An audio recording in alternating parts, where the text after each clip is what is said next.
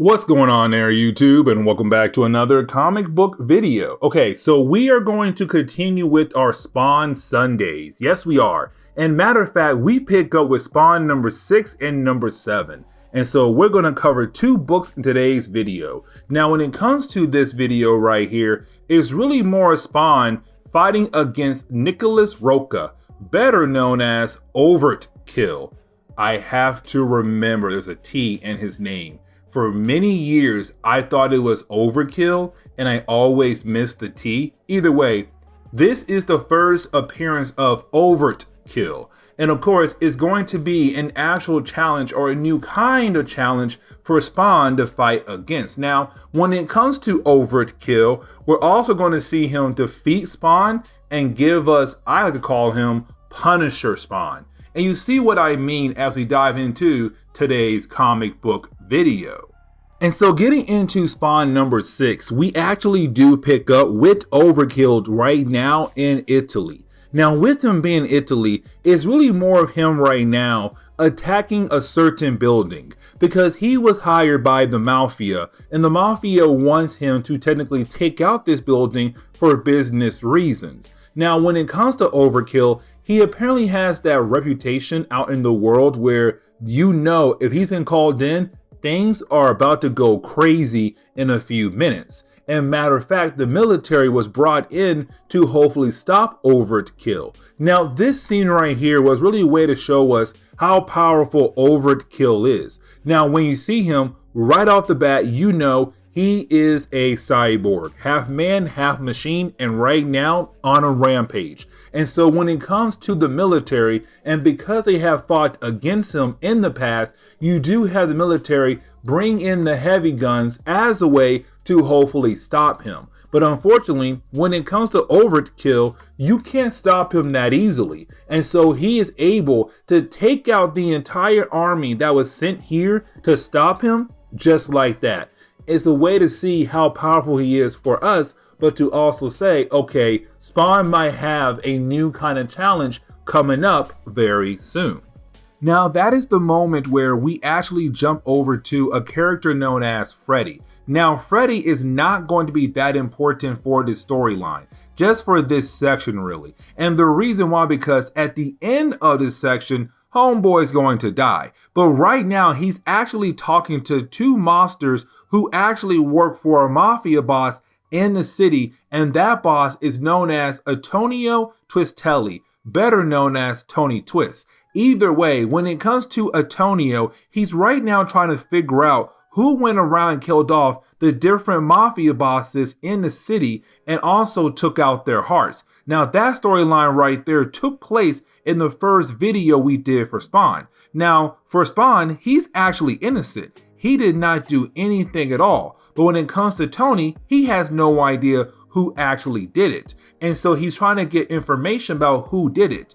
And when it comes to Freddy here, Freddy is now telling the two guys who work for Tony that it was Spawn. And matter of fact, you have Freddy tell the two guys where Spawn is actually staying at right now. And of course, Spawn is right now staying at the homeless camp in the city. And so now you have these two guys kill off Freddy, and they're going to tell their boss what they just had learned about who could possibly be behind the deaths of all those different mafia bosses. When we actually pick up with Spawn, you have Spawn right now hanging out with some homeless people. And this is a quick reminder that because Spawn was brought back to life as Spawn, of course he has nowhere to go. And until he learns everything about his recreation or his rebirth, he's right now hanging out with homeless people because he has nowhere else to go. But with that being said, you do have the homeless people begin to ask him a bunch of questions about his past life, his origin story. And so this is a way to kind of help new readers who were back then just jumping into Spawn to learn more about Spawn when it comes to his backstory. Now, for our sake of our coverage, we're not going to do that. And matter of fact, we are going to move on. But I just wanted to bring this up because it does show Spawn having connection with these homeless people, because even though he does seem a tad bit odd, a tad bit different, they still accept him and they still want to say you're like a brother to us, and we need to know your backstory because that helps us build a connection with you. Now, earlier, we actually saw the two gangsters kill off Freddy to get a location of Spawn. And matter of fact, we do see them right now heading over to tell Antonio about the location of where Spawn is hiding out at. And of course, Spawn right now hangs out with homeless people. Either way, when Antonio gets that information, he now knows what he wants to do next to actually handle Spawn, even though Spawn is not the person who was going around killing off those different bosses in the city.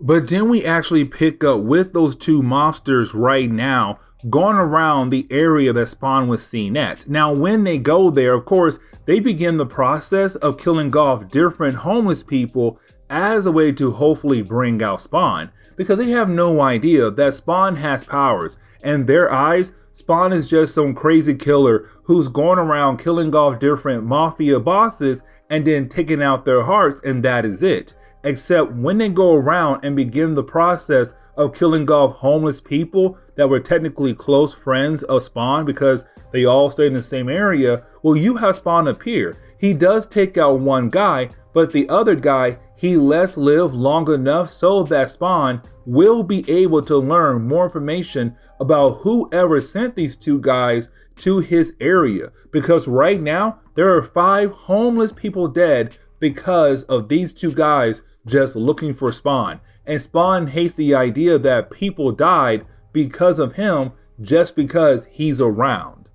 And so that is the moment where we actually jump back over to Antonio. Now, when we jump back over to Antonio, it's Antonio right now telling us, the readers, and right now telling the bosses as well, the other bosses in the city, that he thought it would be a good idea to bring in someone to deal with their problem. And of course, their problem is Spawn. Now, they have no idea that technically Spawn is innocent because they believe that Spawn was the one who was going around killing all those different bosses in the very first storyline of Spawn. But in reality, Spawn is innocent, but they don't know that. And matter of fact, they don't know much about Spawn at all yet, and sooner or later they will. Either way, you have Antonio telling these other bosses that he has brought in Overtkill. Now, this is way to say that Antonio believes that Overkill has the ability to actually finish off Spawn once and for all, which means that sooner or later we're going to see Overkill fight against Spawn.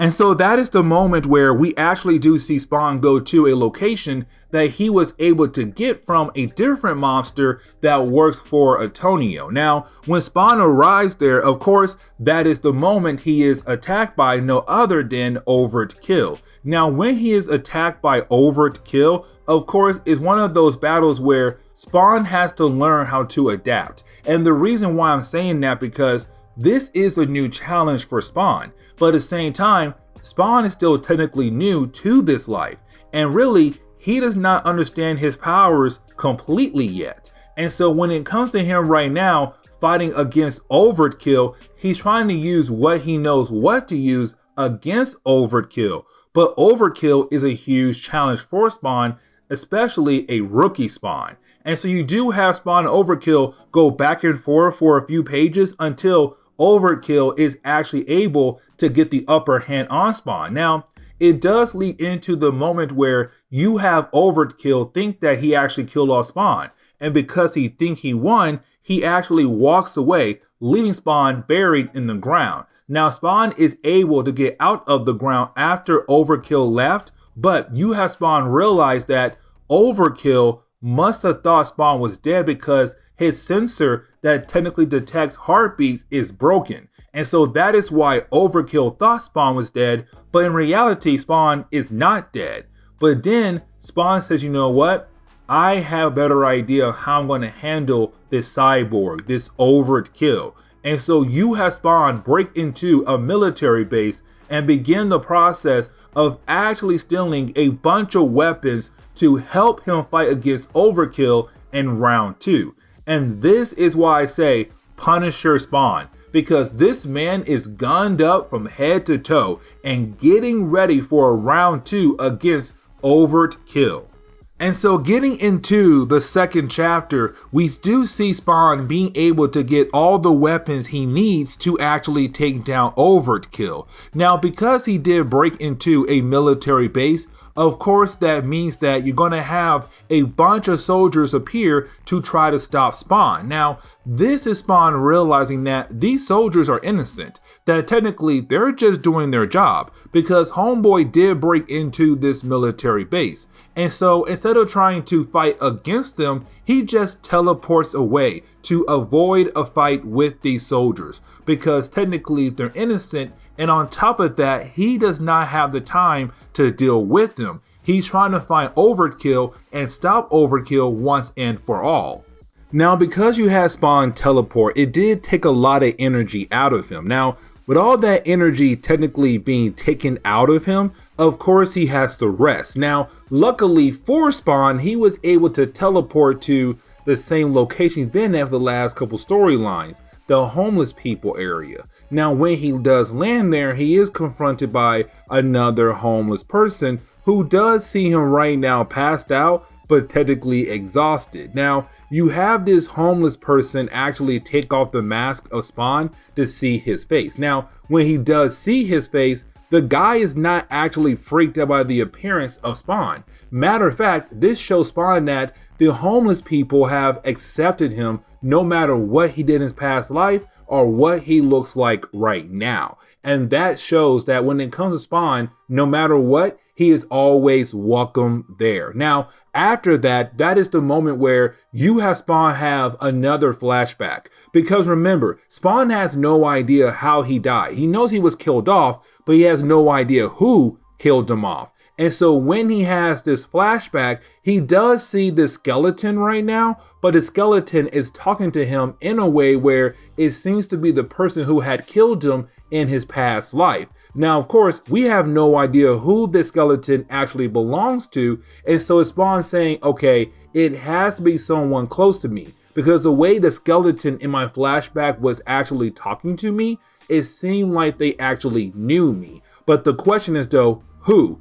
Who was the skeleton person? Because without flesh, he has no idea who it is. And so it's Spawn realizing that he was killed off by someone very close to him, but apparently that person close to him betrayed him for some unknown reason. But then we jump over to Wanda. Now remember, Wanda was the wife of Spawn before he had died, but she had moved on because it's been 5 years since the death of Spawn and his rebirth as Spawn.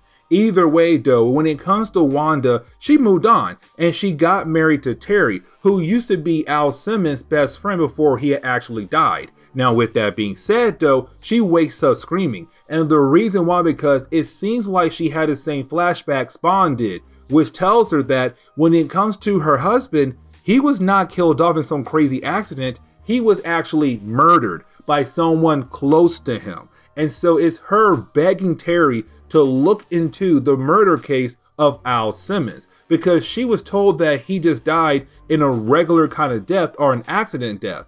But now she realizing that her husband could have died technically by being murdered by someone close to him. Now you do have Spawn wake up. Now when he does wake up, this is Spawn saying that, okay, after that random flashback and everything, it's time for me to go out there and find Overkill. Now when Spawn begins to walk away, he realized that he should take off his cape. And the reason why, because his cape is only going to get in the way in the battle between him and Overkill. Now when Spawn leaves the cape behind and begins to walk away, Spawn does not realize that his cape is actually alive and actually following him. But of course, he has no idea yet. And so he just keeps on walking to find Overkill. But then we jump over to Wanda once again. Now this is only a page, but it's very important. And the reason why, because you have Wanda right now going to an animal shelter. And the reason why, because it's her right now doing her own detective work about what happened to Al Simmons. But on top of that, in the first storyline, she was actually confronted by a Caucasian person. Now, that Caucasian person was actually Al Simmons' Spawn. It was Spawn trying to see his wife once again, once he was able to actually remember her name and who she was. but except when he went to go see her and he tried to use his powers to change his appearance, of course, he changed into a white guy, not what he used to look like before he had died. And so he knew that he could not walk up to her and say, hey, I'm Al Simmons in a white person's body. And so he gave her a fake story that he was just some person who works at an animal shelter nearby. And of course, when she came here to look for him to see if there is some kind of connection to Al Simmons, well, of course, when she gets there, the owner of the shelter says, no, I have nobody who works here with that description at all. I'm sorry to waste your time, but unfortunately, you gotta leave. Now, this does lead into the final part of today's video, where we actually do see Spawn being able to find a way to contact Overtkill. Now, when he's able to actually contact Overtkill, it's right now Spawn just being able to use all the weapons that he has stole from that military base as a way to defeat Overtkill. Now, at first, you have Overkill showing that he's overconfident in his abilities. He really feels like he should be able to actually defeat Spawn. But here's the thing though, Spawn did somewhat recover. When it comes to Overkill, he did not, because he is a cyborg. And a lot of times cyborgs break apart and they need the right stuff to actually be repaired. When it comes to Spawn though, he is a demonic creature. His powers are magic based for the most part. And so he was able to recover faster than Overkill was. But on top of that, you have Spawn bringing these weapons to a fight that he already has a better chance of actually winning. It's not a fair fight for Overkill. And so while you have the two characters fight against one another, you have Spawn actually be able to defeat Overkill just like that. And with him being able to defeat Overkill, it's Spawn making sure that Overkill cannot come back at all anymore down the road, where he technically blows up Overkill to say he is dead. There's no way he can come back. And so with that being said, this is where we are going to end today's comic book video. So please leave me a like down below and subscribe. Also, if you have any suggestions on books I should read, well, please let me know in the comments below, because you never know, your suggestion could be a future video down the road. See y'all next time, guys. Later.